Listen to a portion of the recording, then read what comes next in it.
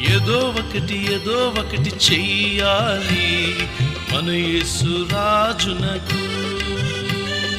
ఏదో ఒకటి చెయ్యాలి మన యేసు రాజునకు.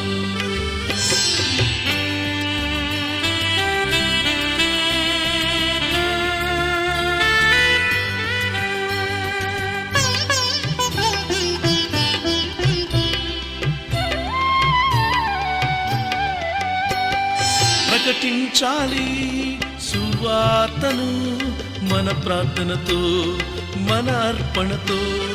ప్రకటించాలి సువార్తను మన ప్రార్థనతో మన అర్పణతో. ఏదో ఒకటి చెయ్యాలి మన యేసు రాజునకు.